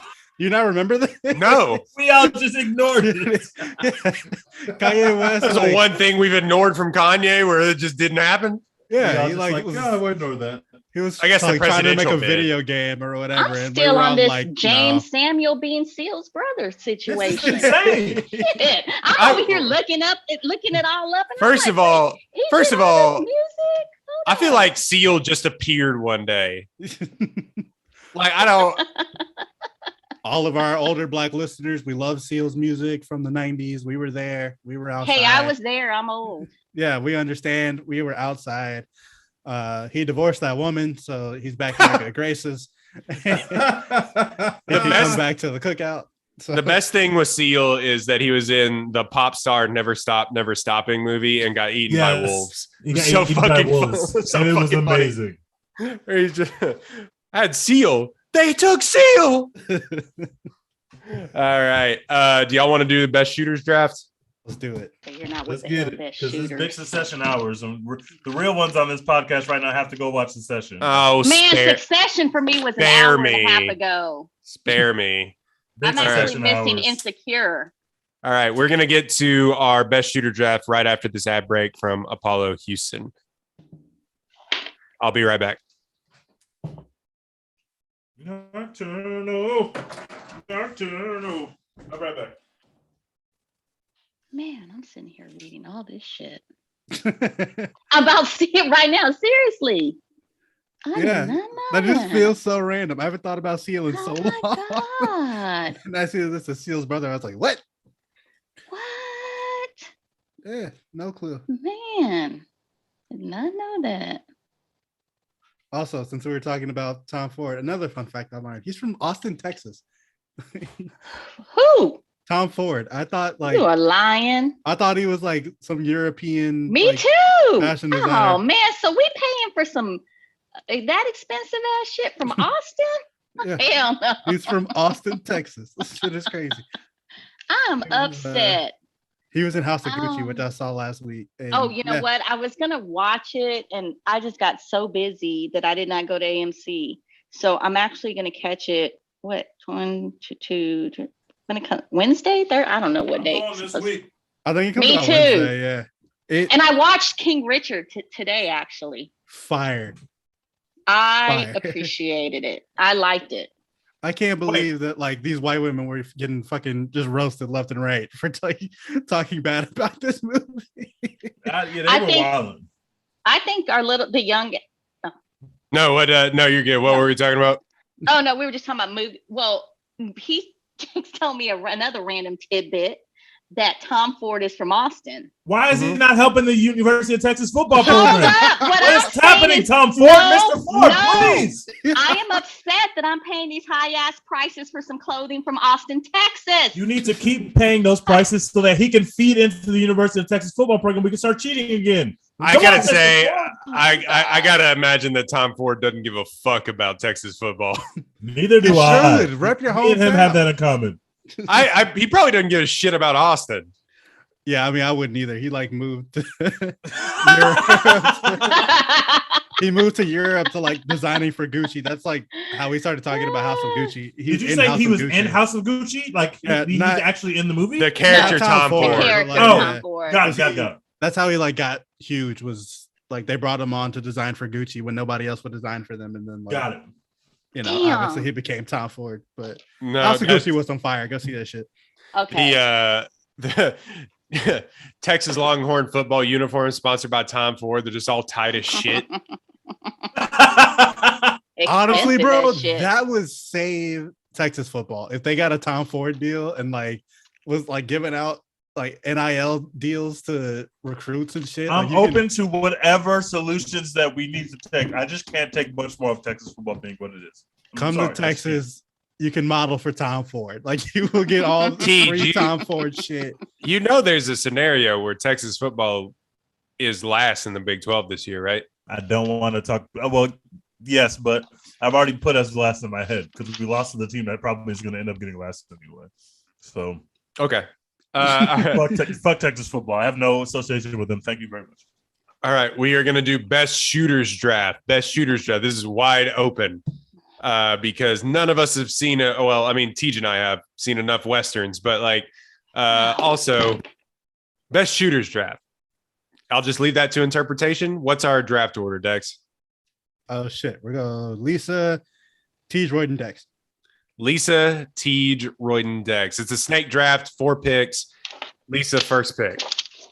And we're leaving it best interpretation. So when I think of a shooter and I think of shooting and all that shit in movies, I'm thinking John Wick. Ooh, is the shooter. I mean, come on. Like, man can take down hundreds of people without even taking a breath. You know, you kill a man's dog. Hey. Those movies had no right being those as good as they were. Zero right being as good as they were. And they made 3 of them, and they're all fire. 10 more. I think, when I think a shooter, that's where I'm at. So I'm there. That's me, John Wick. Come on. My first choice. I'm choosing the greatest shooter of all time, Jesus Shuttlesworth. I'm taking that. Okay. All right. I respect it. Oh man. Best part about that movie is when Denzel like throat punches a guy too. Like he does his he does his equalizer throat punch, but in that movie. Equalizer, also a great film that had no right to be as good as it is. Speaking of shooter, that's facts. My first pick is Gilbert Arenas. I knew y'all were gonna go there. Incredible. Stay ready. You ain't got to get ready. That's all I'm saying. Agent Zero for more reasons than one.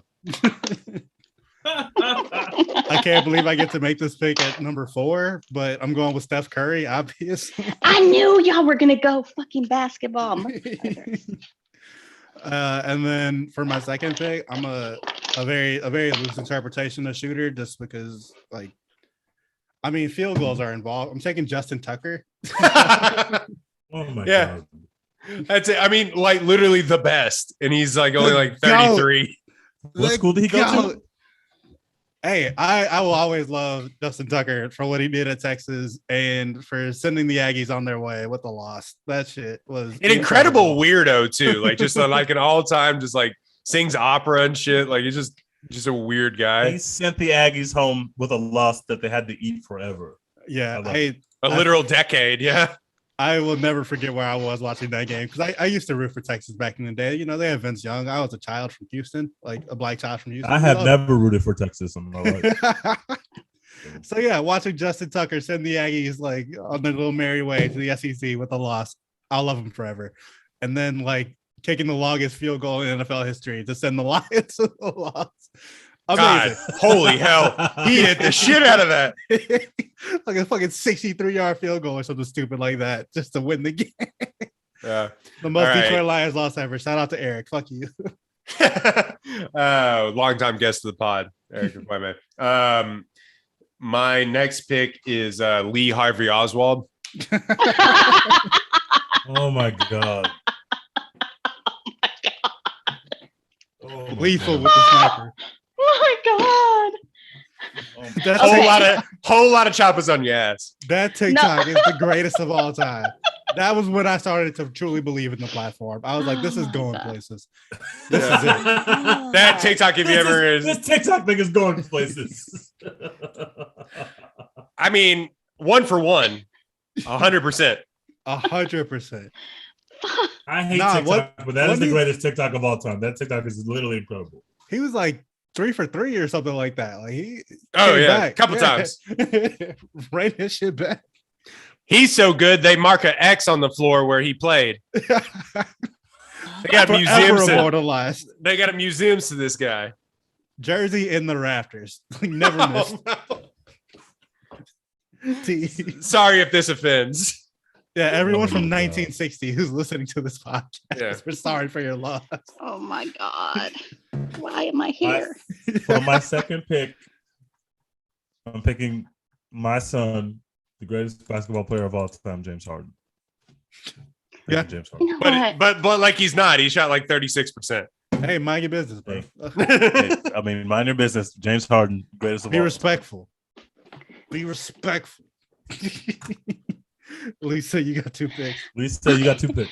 Okay, so when this thing was sent to me about shooters, I'm like, what are they going to be talking about? Are we talking movies, sports? And so I'm like, and I'm over here thinking, what are these guys going to pick? If they're going movies, I have to come up with a good ass list because I know what they're going to take. So I'm sticking to the movie genre.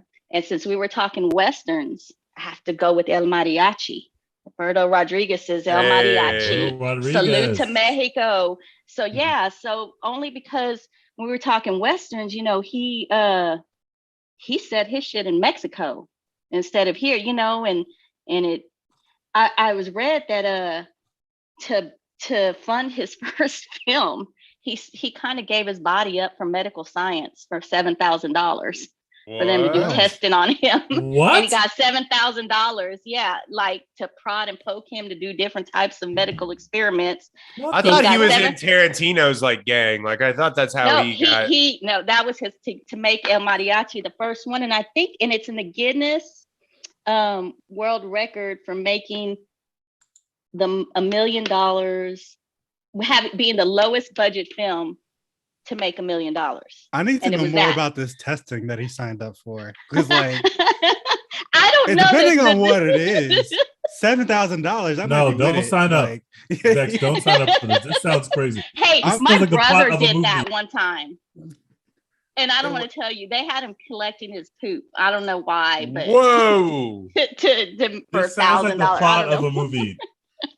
Tej, you cannot talk about you cannot talk about. And he agrees to a government experiment, and then all of a sudden it changes his DNA. I've seen this film before, bro. You cannot talk about DNA when you willingly gave your DNA to 23andMe to find out that you're from Scotland. That's true. And I'm Irish, but only partially. Yeah. Honestly, I might become Jason Bourne or some shit. Like, and get $7,000 for my trouble. Like, and get $7,000.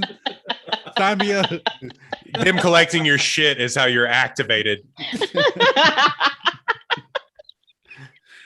Yeah. So second pick. Again, I'm gonna go again, sticking with the whole country western thing. I gotta go with Javier Bardem's character in No Country for Old Men. Oh, all-time shooter. Whatever the hell he was shooting. Let me tell you, with that ugly Air gun, haircut, a little aerosol the air gun, and his haircut. Okay, he was putting up numbers. Listen, I want that. I want that air gun. I need that. Like, I need that for some people in my life. You know? But hopefully not Idris. Man was dragging. Block, so Man was dragging around. Has a restraining order. Man was dragging around a CO2 tank around, and everybody was like, "I can't get away." He was like Jason, like Freddy and Jason, like they couldn't get away from this guy. Right? Michael Myers, yeah. Him. Like, but yeah, the whole scene in that movie, call it, is like, what do I stand to win? You stand to lose everything. Call it. It's just all time incredible character. What an incredible film that we just talked about for this podcast. I think we got to do No Country for Old Men. Well, let me know if y'all do that. I would definitely have some things to say about that. I like those picks. Tej, next pick. I'm taking Leon the Professional. Leon the Professional is an amazing film, and he is a shooter of all shooters. Leon the Professional is my. But he shot in that movie with the 13-year-old. Yeah, so also probably a pedophile. I tried not to remember that part of the film. It's the whole movie. How you gonna forget a pedophile? I tried to delete that part from the otherwise How you gonna delete film. pedophilia, Tej? Can't separate the art from the artist, my guy. You gotta be canceled. You're canceled. You are canceled. No. I wish that they could have removed that part from the film and remastered it because it's really bad. But it is literally like so they'd have to delete the whole film. The weird thing, the director of that movie too, also being like involved in some weird shit, also with like younger women is, but also that ending scene where he's like hanging from the doorway and stuff like that and shooting Gary Oldman. That's fucking cinema history, man. That is hashtag real cinema right there. Other than the pedophilia, which is not hashtag real cinema. A young Natalie Portman. That's crazy. Who later said she was sexualized. Was sexualized in that film, and she was, by the way. It's gross. But go ahead with your pick, Tej. Boo. Boo. My next pick is Marvin Harrison. Who? Is I'm unfamiliar. Redacted. I've never heard of that person, but I don't want to be on record as having supported any of speaking about this person. The guy that played for the Colts, right?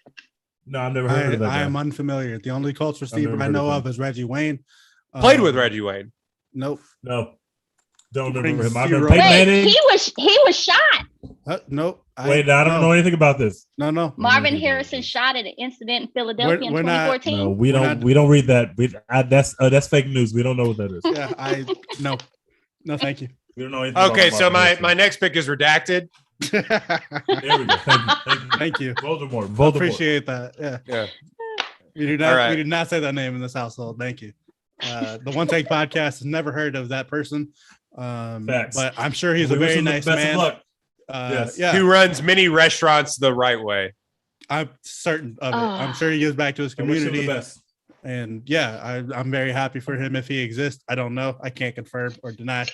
But good. Terrible pick. Thank you.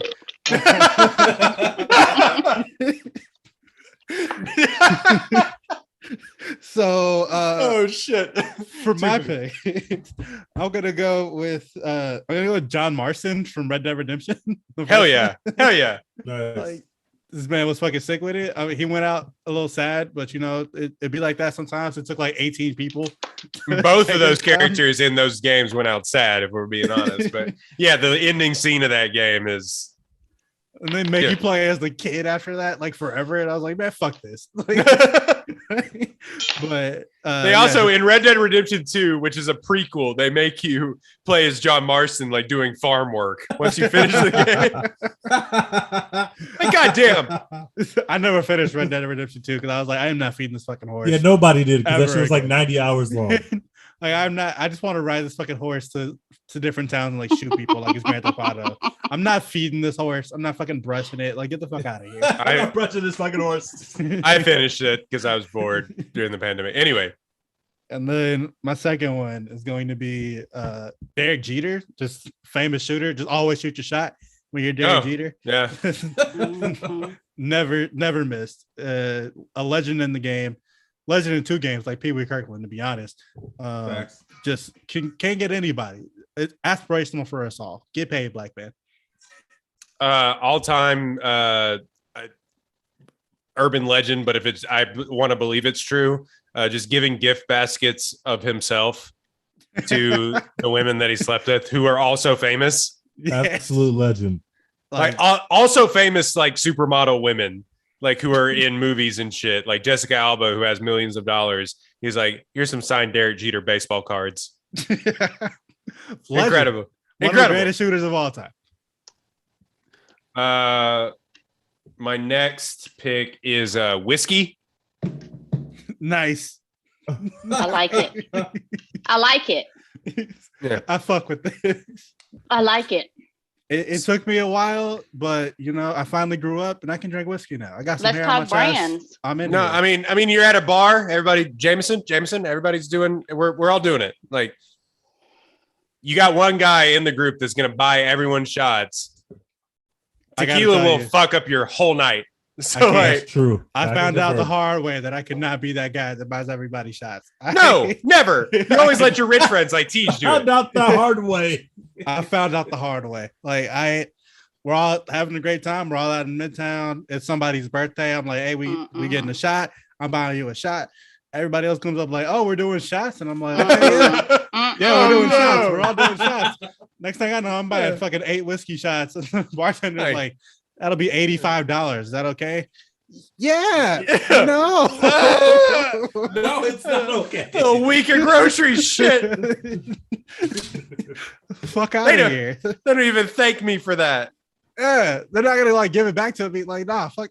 I'm never doing this shit again. I found out the hard way. I'm not built for it. I found out the hard way. All right, Tej. Oh, it's on me. For my last pick, I'm picking the greatest shooter of all time is me on Call of Duty. I'm getting better. You know what? You're full of crap. I know that my play has been much maligned. Oh my God. I know that my play has been much maligned, but I am getting better. Oh, I feel it in my heart. God. I feel it in my heart. I'm getting better. Gotta feel me in the fucking gulag. We are gonna. Somebody's gonna have to feel me in the gulag. No. We're pulling up old Twitter when I got the play of the game that I posted yesterday. I'm back in the game. Do you not remember when I get on there and you be pissed off at me? You know what they say about champions? They have a short memory. You don't remember the failures. You only think about the present successes. That's all we focus on right now. Would tell y'all that every time I get on, he'd be so pissed at me because I kill his ass. He would be dead. That not anymore. I'm the greatest shooter of all time now. That clip of you, it's scary hours out here. Bro, you don't understand. You were so excited. I am back in the game. I am back. I'm getting my feeling. I'm getting the feeling back. Oh my God, you're so you're such a liar. You are such a liar. You experienced real bliss in that moment, my guy. I'm actually back, guys. I'm trying to tell you that I'm back. Somebody tweeted the gulag video the other day. I was like, "This is the funniest shit I've ever seen, bro." They gotta feel me on the gulag. What the fuck? The game was cheating at that time, but now the new game hasn't been cheating yet, so I'll take it. Hey, bro, I can't even stand on you because I played Warzone for like 2 days. I was like, I can't do this shit. I'm done. No, that ain't for me. I ain't built for that. I ain't built for that shit. I am fucking ass. So the way that you put yourself out there is like, no. Oh man, when the quarantine first started, we were on there. It was me, Tej, Baden, Caden, Marvs, all there on there, and man. All I was here is Tej pissed all the time. My friends would get so pissed at me too because we do threes and they'd just be like, "Run!" They're like, "What?" I was getting cooked in that game. I was like, I gotta delete the shit off my PlayStation. All evidence of me ever playing this game. I gotta delete the shit off my PlayStation. Right? It's taking up a whole terabyte of space. I need to get this shit off my PlayStation. You can catch me in Apex Legends, and I got something for you on that. But Fortnite or Warzone, I got nothing for you. Fucking 12-year-olds be building these fucking mansions as soon as I start shooting at them, and I'm like, okay, I'm done. Like, I'm cooked. I'm out. They're just like, suck my ass, and you're just like, God damn. I'm champion. Get shit on. Get shit on. All right, last pick, Lisa. You know what? I'm gonna forget my little list here, and we're going current. I'm gonna go with Pete Davidson. Oh, how the fuck is he getting all these women? He's got an 18-inch dick. Like he has to. He has to. He got the Dark Diggler. Because listen, he's got the Diggler 12s. He's been Kate Beckinsale, fucking Ariana Grande. Now he got, and I know Kim K though. Like I know money. What money? Let me tell you what, that's money. But if you go to his whole dating history and just look at all the women, I'm like, bitch, how did you get an older woman like fucking Kate Beckinsale with some sense? Right? Like, come on. She's been in like 18 of those movies, those direct to DVD Underworld movies. She's been in like 18. But, she doesn't have sense. She's just hot. But I'm saying for him, like, go through it when y'all get a chance, go through his list of all the women. You're gonna be like, what does this ugly motherfucker got? Because I need to go see it. I need to see it. He's funny. He's funny and he has a huge dick. Well, that needs to be, but you gotta funny. I don't just think don't Pete do Davidson is funny. I don't think Pete Davidson. I don't think so either. I like King of Staten Island. I was gonna ask, do you think Kim K has seen King of Staten Island yet? Like, no, not once. Probably not. But that movie is 3 hours long. She hadn't paid attention to that shit. But you know what? You ended up with a girl with that much money, and you shooting. So I have to give it to him. My favorite headline that I've seen of that. My favorite headline that I've seen of that is like a page 6 thing, and it was like Pete Davidson takes Kim K out to a romantic dinner on Staten Island. And it's just like, nothing's on Staten Island. Like, so he's true to his brand. I just can't imagine being like a mother of 4 and being like, this is my new boyfriend, Pete Davidson. 28-year-old Pete Davidson.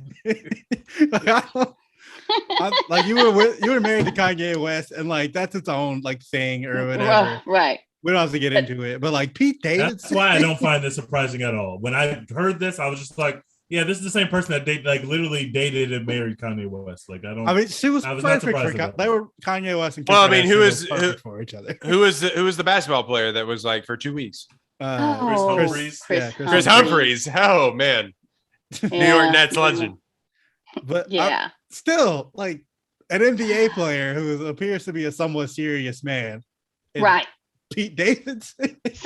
Like I'm looking at a picture of them two right now on my laptop, and he's wearing pajama pants out with one leg up. Obviously, but he's self-aware though, because he's made fun of himself in a lot of sketches. But like, is I don't know how to interpret this because he's self-aware. Like he doesn't want to date Kim Kardashian. I guess maybe obviously he does. I don't know. I mean, why wouldn't he? Have you seen Kim Kardashian? Look, I mean, she's not an ugly woman. She's a beautiful woman. Are you familiar with her most famous work? I'm familiar with her work. I've seen her work. Okay. He probably likes the fact that he's not fashionable, because Kanye probably every time they left the house, she had to be a fashion show. She's just like, look, I really just like the fact that he walks outside in Crocs or whatever the fucking bullshit that Pete Davidson wears. Maybe she just likes that. Hey, Kanye, you can put on the tan on tan. It doesn't matter. Just keep doing. I think the Kardashians have decided that the goofy, like tattooed white boys are in style. Kourtney got one, so Kim got one. Khloe will get one soon, and that's they're like who will court? It's like Travis Barker. It's Travis Barker, Pete Davidson. Eventually, what's his name? Machine Gun Kelly will leave. Megan, what's her face? Megan Fox. He ain't Megan Fox. She Kardashian come calling like with $1 billion. Same man. Yes. Yeah, Kylie Jenner. She's gonna leave Travis Scott out of this whole Astroworld situation. She's gonna get. She got another baby on the way. She's about to deliver. So Kim Kardashian got 4 All right, babies. this has turned into us. She got a Pete Davidson. This has turned into Us That's Weekly. True. Any other honorable mentions for best shooters. Predator. Ooh. This is a movie that I hate, but Christian Bale's character in Equilibrium, if you see that movie. Chris Kyle, R.I.P. American Sniper. And then also Bradley Cooper as Chris Kyle. Yeah, Bradley Cooper as Chris Kyle. A very racist movie if you go back and watch it. But it is. It truly is. James Wilkes Booth. Oh my God. Jesus Christ. Oh, I'm sorry to all the people from 1865. My bad. Surviving members of the Lincoln family who listen to this podcast frequently. We have you in our thoughts and prayers. That's my favorite transition. Other than that, Mrs. Lincoln, did you enjoy the play? Just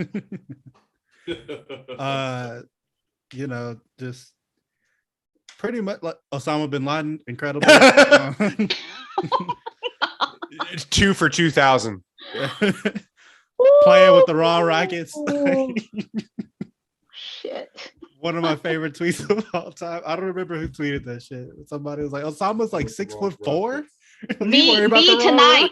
I'm gonna shoot my shot on Twitter tonight, y'all. With Idris? Not with Idris, you know. Nah, not with Idris, you know. We gotta, before we close the pod, we gotta hear about I ain't that. telling you. What happened? No, tell us. You gotta know. I'm not ready.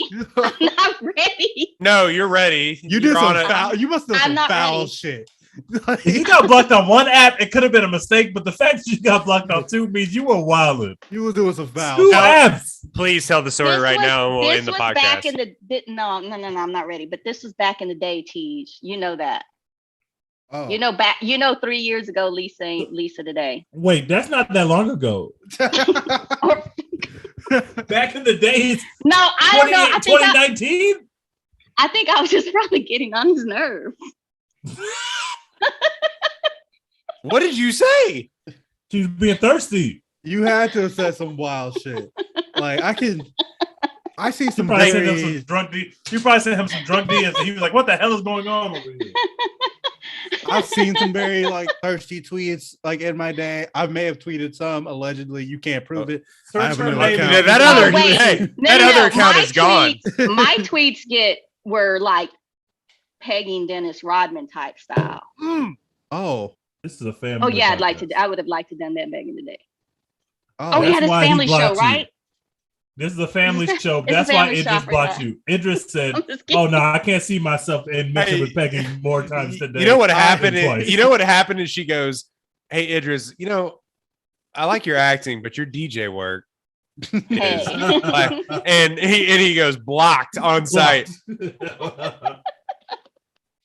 I got blocked by Ava DuVernay because I was like, it was before A Wrinkle in Time. I was like, if Wrinkle in Time sucks, y'all got some explaining to do about Ava DuVernay. She blocked me, and then Wrinkle in Time sucked, so I won. But yeah, it really Who is did. Lolo Wood? Who is Lolo Wood?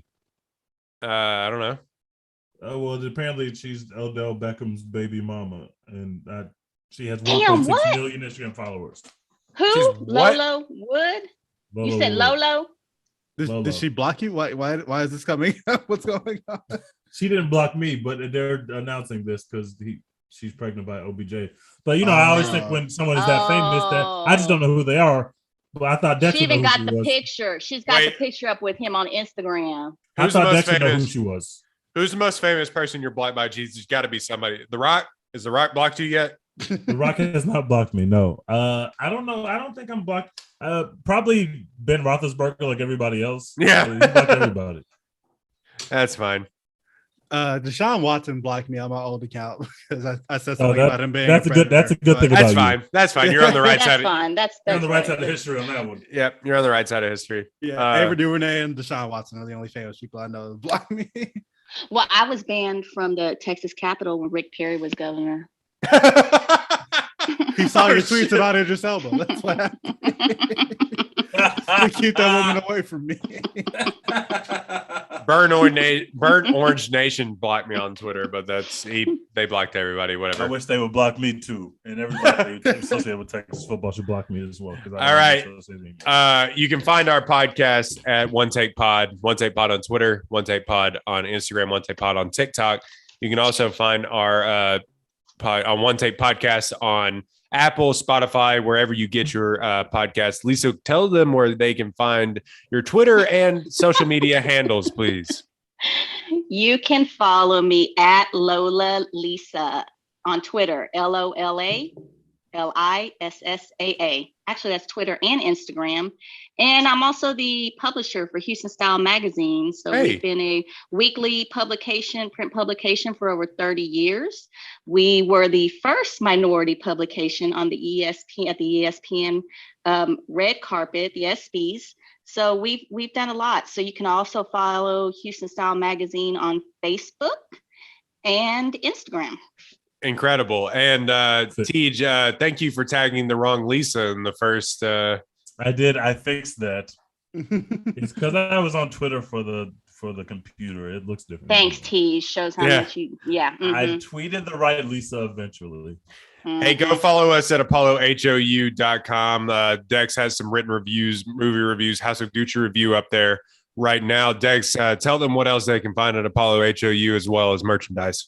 Yeah, the dopest Houston merch you've ever seen. We've got, Rockets, Astros, just straight up just Houston shit. And it's all fire. Astros players love it. Rockets players love it. They wear it all the time. And you can get it for 10% off if it's too expensive for you. Using promo code OneTakePod, ONETAKEPOD for 10% off. It's the dopest shit you've ever seen. Do it. You can buy One Take Podcast shirt there too. I saw an amazing shirt and it said Houston versus everybody. And I said, I want this shirt. Then I realized it was orange and it was an Astros shirt. And I immediately closed out my browser. Buy it anyway, bitch. Hey, we got red and black ones for the Rockets too. Good. Well, I'm gonna have to go buy me a red and black one because I damn sure don't want no Astros colors merch. But I damn sure want that Rockets one to come home with me. I'm using the 10%. I'm getting that Rockets one. You're gonna see that here very soon. Eventually, we will have a support for Orange Fuse shirt. I swear to God. Also, read my reviews, please. I got one about House of Gucci up. I got one about Belfast stuff. Both of those are fire. Go see them. We might talk about them on the podcast eventually, like our Oscar thing. We have to House of Gucci. Yeah, coming up. Just so you know, we next week we have a. What is? I'm sorry. What are the movies? Rush Hour. We have a Rush Hour Super Pod coming up next week. We also have House of Gucci coming up. We have King Richard coming up as well. So we will have Real Cinema Hours coming up for the next podcast. I will be on the website as well, writing some Netflix retrospectives. We will have a Oscar takes blog. Little Oscar season primer. I cannot wait. Part of that, I'm ready. Love me some Oscar season. Me too. Big things coming to the big time movie boys at ApolloHOU.com. All right, Tej, real quick, do you smell what the Rock? I don't smell what the Rock is cooking. It's cooking. Mr. Rock, please come on this podcast and we can break down any one of your films. My invite remains. Any one of them. It doesn't matter which one.